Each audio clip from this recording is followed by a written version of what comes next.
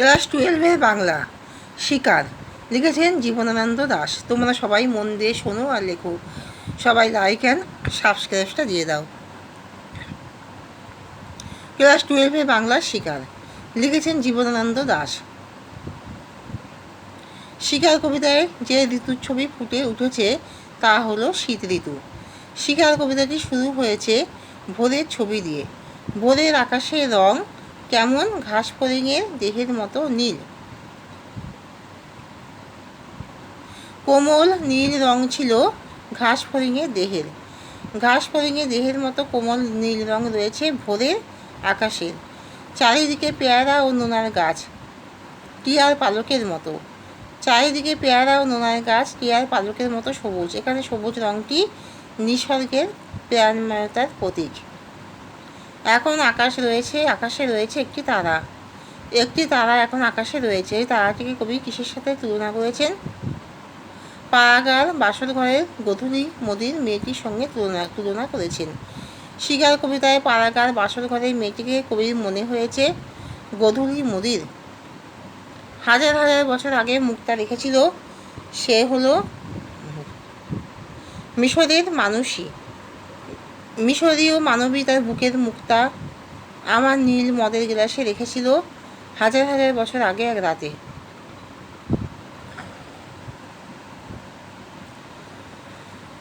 হিমের রাতে শরীর রাখবার জন্য আগুন জ্বালিয়েছিল দেশলাইরা। সারা রাত মাঠে যে আগুন জ্বলেছিল তার রং হলো মোরগ ফুলের মতো। সারা রাত মাঠে আগুন জ্বেলেছে। কারা আগুন জ্বেলেছে সারা রাত মাঠে? দেশলিয়ারা। হিমের রাতে শরীর রাখবার জন্য দেশলিয়ারা সারা রাত মাঠে আগুন জ্বেলেছে। দেশলিয়াদের জ্বালানো আগুন ভোরবেলাতেও জ্বলছিল শুকনো অশ্বত্থ পাতায়। সূর্যের আলোয় তার রং কুকুমের মতো নেই। আর কিসের রং? দেশলিয়াদের জ্বালানো আগুনের রং। সূর্যের আলোয় তার রং কুকুমের মতো নেই, আর তার রং কিসের মতো হয়ে গেছে?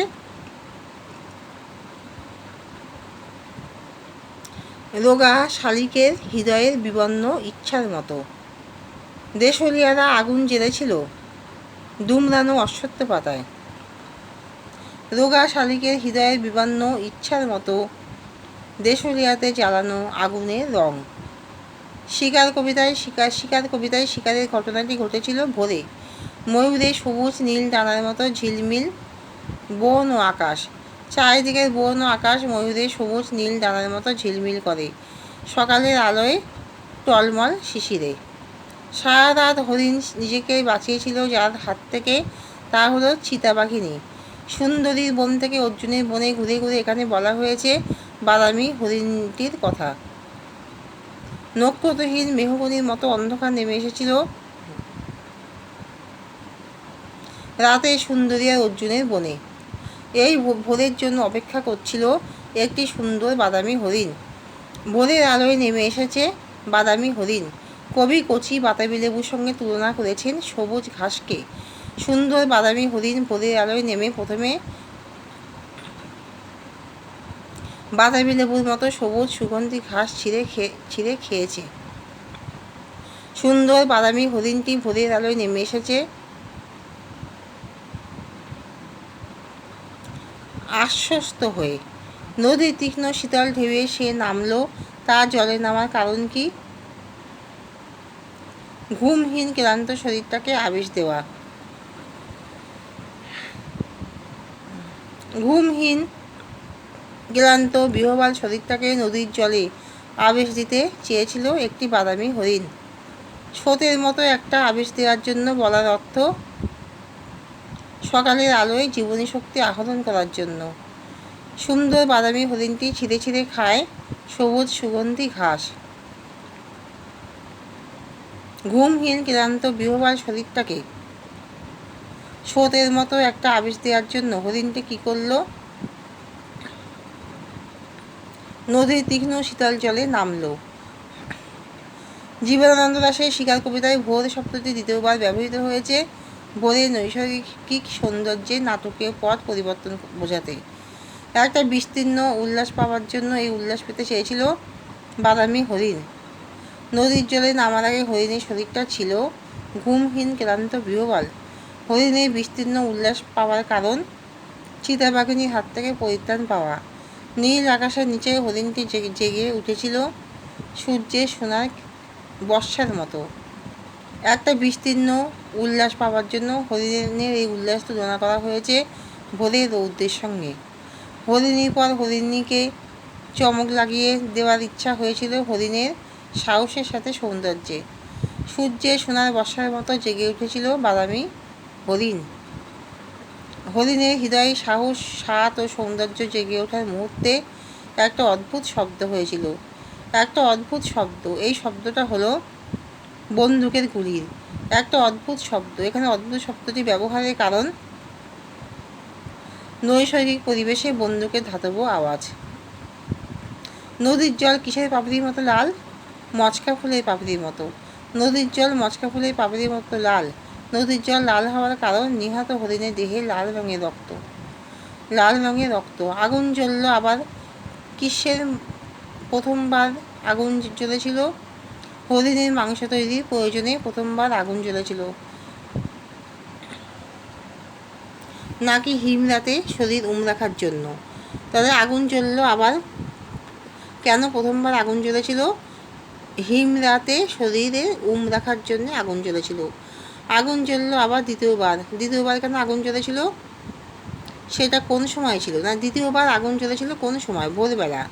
তাহলে আগুন জ্বললো আবার দ্বিতীয়বার। দ্বিতীয়বার কোন সময় আগুন জ্বলেছিল? ভোরবেলা। নক্ষত্রের নিচে ঘাসের বিছানায় হতো অনেক পুরানো শিশির ভেজা গল্প। উষ্ণ লাল রঙটি ছিল হরিণের মাংসের। শিকার কবিতায় প্রথমে ভোর শব্দটি কী অর্থ ফুটিয়ে তোলে? ভোর শব্দটি আলোকিত আকাশ, অরণ্য, নিসর্গের সৌন্দর্যের জাগরণের ইঙ্গিতকে ফুটিয়ে তোলে। ভোরবেলার আকাশ এবং গাছপালা দেখে শিকার কবিতায় কবির কী মনে হয়েছিল? কবির জীবনানন্দ দাশ মনে হয়েছিল ভোরবেলার আকাশের রং ঘাসফড়িংয়ের দেহের মতো কোমল নীল এবং পেয়ারা, নোনা প্রভৃতি চারপাশের গাছের রং টিয়ার পালকের মতো সবুজ। আকাশের সঙ্গে ঘাসফড়িংয়ের দেহ কিংবা টিয়ার পালকের সঙ্গে গাছের তুলনা কবি করেছেন কেন? কবি জীবনানন্দ দাশ নৈসর্গিক সৌন্দর্যের প্রাণময়তা এবং গভীরতাকে ফুটিয়ে তুলতেই আকাশের সঙ্গে ঘাসফড়িংয়ের দেহের কোমল নীল আর গাছপালার সঙ্গে টিয়ার পালকের সবুজ রঙের তুলনা করেছেন। একটি তারা এখন আকাশে রয়েছে। কোন সময় কথা বলা হয়েছে? পাঠ্য শিকার কবিতায় কবি জীবনানন্দ দাশ ভোরের আকাশে ফুটে থাকা একটা তারার কথা বলেছেন। সবচেয়ে গধূলি মতির মেয়েটির মতো। কবি কার সঙ্গে আমার তুলনা করেছেন? কবি জীবনানন্দ দাশ ভোরের আকাশে ফুটে থাকা তারাটির রূপময়তাকে পাড়াগার বাসর ঘরের সবচেয়ে গধূলি মতির মেয়েটির সঙ্গে তুলনা করেছেন। একটি তারা এখন আকাশে রয়েছে। এখন শব্দটি কেন ব্যবহার করা হয়েছে? ভোরের আকাশ ক্রমশ আলোকিত হয়ে ওঠার কারণে কেবল একটি তারা ফুটে আছে, একথা ফুটিয়ে তুলতে কবি এমনভাবে ব্যবহার করেছেন, এখন শব্দটি ব্যবহার করেছেন। একটি তারা এখন আকাশে রয়েছে। তারাটিকে কবি কিসের সঙ্গে তুলনা করেছেন? কবি জীবনানন্দ দাশ ভোরের আকাশে জেগে থাকা একটি মাত্র তারার সৌন্দর্যকে পাড়াগার বাসর ঘরে গধূলি মদির মেয়েটি কিংবা হাজার হাজার বছর আগে মিশরীয় মানবীর বুকের মুক্তার সঙ্গে তুলনা করেছেন। টিয়ার পালকের মতো সবুজ। কিসের সঙ্গে এমন তুলনা? শিকার কবিতা কবি জীবনানন্দ দাশের ভোরবেলার পেয়ারা আর নোনা গাছকে টিয়ার পালকের মতো সবুজ বলে মনে হয়েছে। শিকার কবিতায় ঘাসফড়িংয়ের দেহের মতো কোমল নীল কী ছিল? কবি জীবনানন্দ দাশের শিকার কবিতায় ভোরবেলার আকাশ ছিল ঘাসফড়িংয়ের দেহের মতো কোমল নীল। সারা রাত মাঠে আগুন জ্বলেছে। কারা আগুন জ্বলেছে? দেশলিয়ারা। তার বুকের থেকে যে মুক্তা বলতে কী বোঝানো হয়েছে? শিকার কবিতা অনুসারে হাজার হাজার বছর আগে মিশরের মানবীর বুক থেকে যে মুক্তা পদকের নীল মদের গেলাসে রেখেছিল, ঠিক তেমনই ভোরের আকাশে তারাটি লাবণ্য।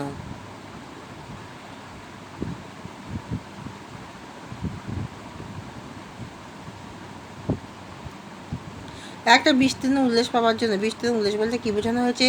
ভোরের আলোয় প্রাণময়তা, আশ্বস্ততা এবং রাত্রে চিতাবাসিনীর হাত থেকে আত্মরক্ষা, আনন্দের অপরিমেয়তা বোঝাতে কবি জীবনানন্দ দাশ বিস্তীর্ণ উল্লাস শব্দটি ব্যবহার করেছেন। স্রোতের মতো একটা আবেশ দেয়া বলতে কবি কী বুঝিয়েছেন? সুন্দর বাদামি হরিণটি সারা রাতে ঘুমহীনতা, ক্লান্তি ও ভয়জনিত বিহ্বলতা দূর করার জন্য শরীরটাকে স্রোতের মতো প্রাণময় ও গতিশীল একটা আবেশ দিতে নদীর তীক্ষ্ণ ঢেউয়ে নেমেছিল। নদীর তীক্ষ্ণ শীতল ঢেউয়ে এসে নামলো। সে নদীতে কেন সারা রাত চিতাবাঘিনীর হাত থেকে নিজেকে বাঁচাতে বনে ঘুরে ঘুরে ঘুমহীন ক্লান্ত বিহ্বল শরীরটাকে স্রোতের মতো আবেশ দেওয়ার জন্য বাদামি হরিণটি নদীর জলে নেমেছিল। তাহলে এখানেই শেষ করলাম।